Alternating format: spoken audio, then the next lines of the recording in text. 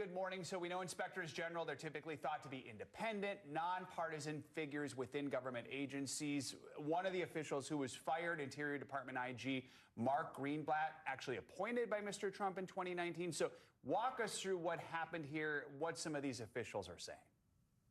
Yeah, so Joe and Savannah, we saw this late Friday night purge of at least 18 inspectors general by our count who got notices that they were fired basically immediately. We're talking about from the Department of Defense, State Department, from Health and Human Services, from the Labor Department, among several other agencies.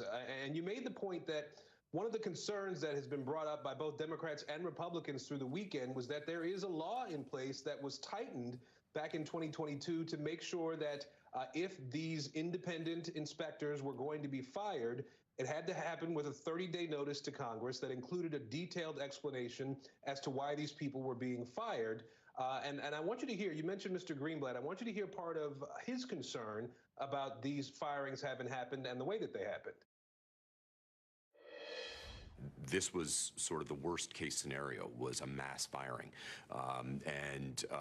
this is highly problematic, I think, for the American taxpayer, because we want independent, fair, objective, independent oversight inside our federal agencies, and that's what those 17 or 18 IGs were providing on a daily basis. Now, we heard from California Senator Adam Schiff on this issue over the weekend, and he said that one of his concerns is that the Trump administration is trying to make sure that there isn't attention called to any malfeasance that may come from President Trump. So that's a concern that's out there at this point. The White House, for its part, has said that there was White House counsel oversight of this process.